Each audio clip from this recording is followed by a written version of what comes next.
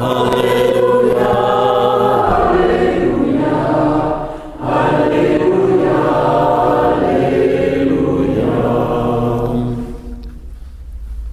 Seigneur soit avec vous.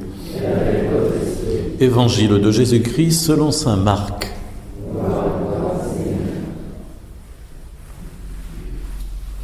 En ce temps-là, Jésus traversait la Galilée avec ses disciples et il ne voulait pas qu'on le sache, car il enseignait ses disciples en leur disant « Le Fils de l'homme est livré aux mains des hommes. Ils le tueront. Et 3 jours après sa mort, il ressuscitera. » Mais les disciples ne comprenaient pas ces paroles et ils avaient peur de l'interroger. Ils arrivèrent à Capharnaüm et une fois à la maison, Jésus leur demanda « De quoi discutiez-vous en chemin ?» Ils se taisaient car en chemin, ils avaient discuté entre eux pour savoir qui était le plus grand. S'étant assis, Jésus appela les 12 et leur dit « Si quelqu'un veut être le premier, qu'il soit le dernier de tous et le serviteur de tous. » Prenant alors un enfant, il le plaça au milieu d'eux, il l'embrassa et leur dit « Quiconque accueille en mon nom un enfant comme celui-ci, c'est moi qui l'accueille.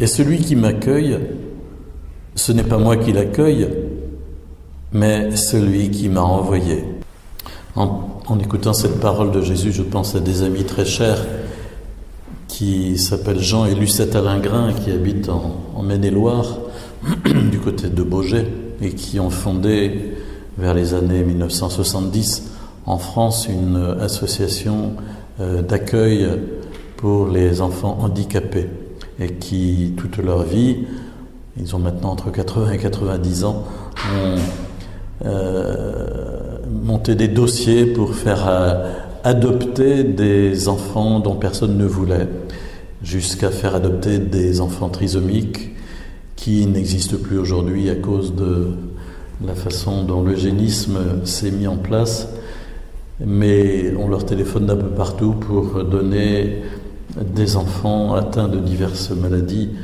et dont personne ne veut. Celui qui accueille en mon nom un enfant comme celui-ci, c'est moi qui l'accueille. Je voudrais peut-être enfiler les 3 lectures, si j'ose dire, à partir de 3 mots. Le premier, ça aurait été le mot « épreuve ». Dans la première lecture, vous avez remarqué, tiré du livre de la sagesse, on met en scène des impies, des athées, des gens qui ne croient pas en Dieu et qui tendent des pièges à ceux qui sont croyants et qui disent « Ha ha, on va bien voir si sa foi lui permet de tenir. Soumettons-le à des outrages, à des tourments. Nous saurons ce que ça vaut, nous éprouverons sa patience. Condamnons-le à une mort infâme, puisque, dit-il, Dieu interviendra pour lui. » Épreuve. Voilà, nous avons dans nos vies des épreuves, nous sommes mis à l'épreuve. Et le mot épreuve, d'ailleurs, dans le texte grec, c'est le même mot que tentation. Quand Jésus dit « fait que nous n'entrions pas en tentation », la grande tentation, au fond, c'est l'épreuve de l'apostasie dans laquelle nous risquons de tomber, c'est-à-dire de renier notre foi. Et le Seigneur nous permet que à certains moments, nous soyons mis à l'épreuve pour vérifier la qualité de notre foi, de notre vie chrétienne. Et il permet ainsi que des gens qui nous entourent nous chatouillent un peu sur ces questions pour voir qu'est-ce que ça donne, si vraiment on est chrétien. Et ainsi, c'est quelque chose de normal, mais ici, pourquoi est-ce que c'est mis en première lecture ? Parce que Jésus, dans l'Évangile, annonce qu'il va être livré aux mains des hommes, être tué, et 3 jours après sa mort, ressuscité. Jésus va être mis à l'épreuve lui-même à travers sa passion. Et il nous dit que pour le suivre, eh bien, il faut accepter ce chemin d'épreuve, ce chemin de renoncement. Un deuxième mot que je voudrais prendre, c'est celui de désir. Vous avez remarqué dans la lettre de Jacques que nous lisons en ce moment, Jacques qui était le cousin de Jésus et qui était le premier responsable de la communauté de Jérusalem, on pourrait dire le premier évêque de Jérusalem, Jacques qui était vraiment juif dans sa fibre profonde, mais qui s'est converti à Jésus. Jacques qui est un peu rude dans sa lettre et qui dit des choses de façon un peu carrée. Et vous avez remarqué comment il dit à ceux à qui il écrit, donc c'est sans doute aux chrétiens de Jérusalem, il dit: vous êtes pleins de convoitises, vous avez des désirs qui mènent leur combat en vous-même. Et voilà, alors d'où viennent les guerres, d'où viennent les conflits entre vous? À cause de vos désirs mauvais. Vous êtes jaloux, vous entrez en conflit, vous êtes plein de convoitises. Bon, alors il nous faut entendre ça, qu'il y a en nous des désirs mauvais et qu'il nous faut les identifier et puis les porter au Seigneur. Pas les cacher, parce que ça c'est... Il ne faut pas mettre au porte-manteau le truc qui nous déplaît en disant: vous voyez comme je suis beau, mais j'ai laissé de côté... Non, il faut présenter au Seigneur en disant: Seigneur, purifie-moi, comme on le fait au début de la messe, et le faire quelquefois en confession. Purifie-moi, Seigneur, de ces désirs mauvais qui sont en moi. Et troisième mot que je vais dire, c'est le mot de crime. Jésus parle des enfants, mais auparavant, Jésus enseigne ses disciples, et puis il leur dit qu'il va devoir passer à travers la passion, mais qu'il ressuscitera. Et ils ont peur de l'interroger, ils ne comprennent pas. Et on n'aurait pas fait mieux à leur place, je pense. Et alors, arrivé à la maison, Jésus les questionne: de quoi discutiez-vous en chemin? Alors ils regardent tous leur godasse, parce que personne n'ose dire. Mais enfin, il y en a quand même un qui dit, je ne sais pas très bien, mais ils avaient discuté entre eux pour savoir qui était le plus grand. Le désir de puissance, le désir de prestige, le désir de qui était le plus grand, de prendre la première place, et donc à l'occasion éventuellement d'écraser les autres pour parvenir à la première place. Désir mauvais. Alors évidemment, le clash est d'importance, puisque Jésus commence par dire que lui, il va s'abaisser jusqu'à la mort, et les autres, eux, cherchent à identifier qui va obtenir la première place. Et alors Jésus est obligé de prendre un symbole, un signe. D'abord il s'assied pour dire ça. Il s'assied, ça veut dire qu'il enseigne. Quand Jésus est assis, il enseigne. Au sommet de la montagne, assis, il donne les béatitudes.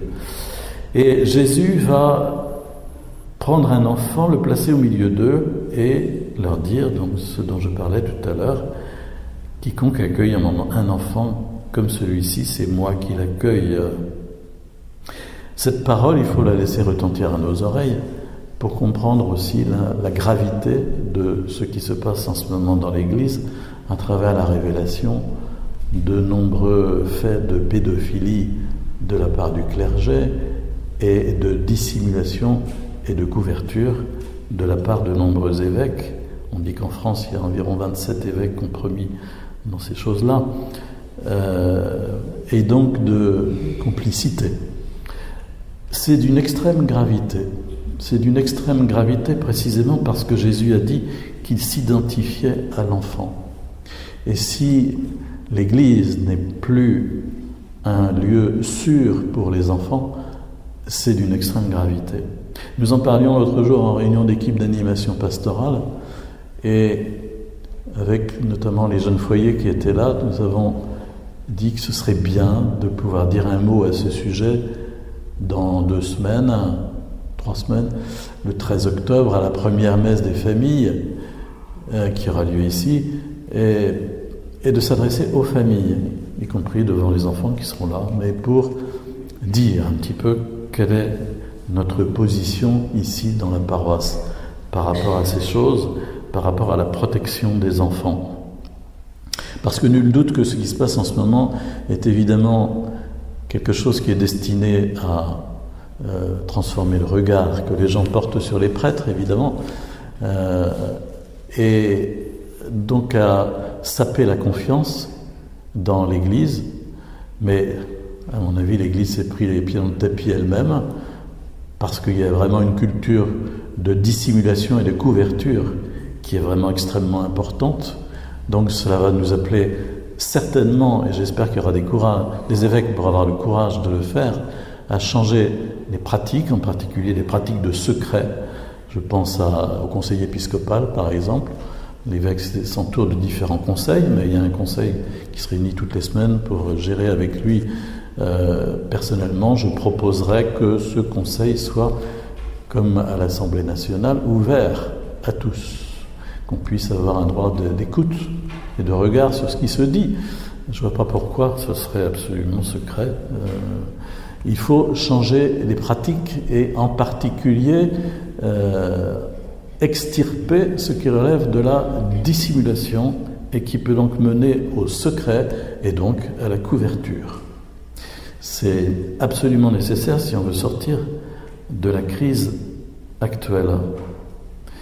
Voilà, je voulais simplement dire ces choses qui, évidemment, avec le suicide d'un prêtre dans le diocèse de Rouen, un prêtre jeune de 38 ans,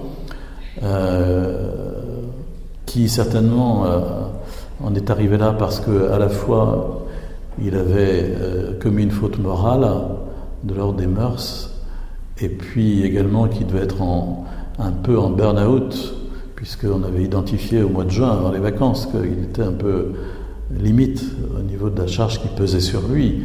Il y a tous ces multifactoriels, certainement, pour expliquer son geste, mais vous comprenez bien que c'est quelque chose qui touche les prêtres de très près, de très très près.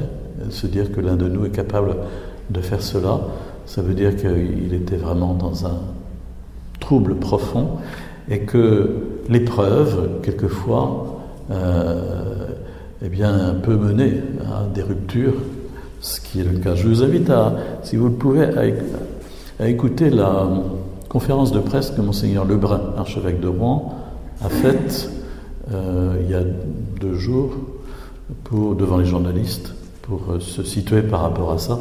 Et à l'écouter, ça dure 25 minutes, c'est quand même assez long, mais c'est très beau, sa façon d'aborder ce qui retentit en lui.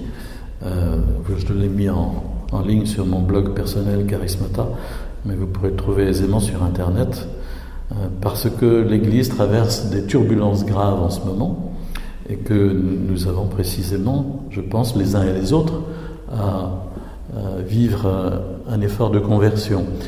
Je voudrais terminer peut-être en disant que le pape François, le 20 août, a adressé une lettre au peuple de Dieu par rapport à ces questions de pédophilie, de mœurs, etc.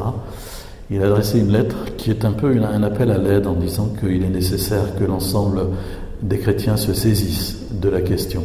Ça veut dire qu'il est un peu débordé au niveau de l'épiscopat et de sa propre possibilité de manager la chose.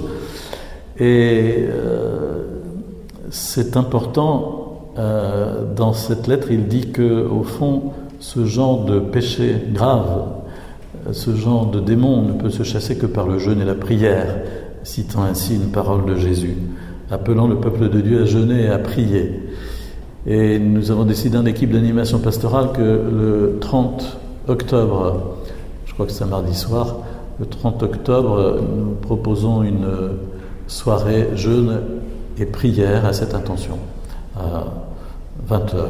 Soirée jeûne et prière le 30 octobre à cette intention pour répondre à l'appel du pape François et pour retrouver le sens aussi de la pénitence vécue collectivement. Non pas qu'il faille se décharger sur vous de crimes qui relèvent des prêtres et des évêques, mais pour répondre à l'appel du pape François de se saisir de cette réalité et de la présenter au Seigneur dans la pénitence.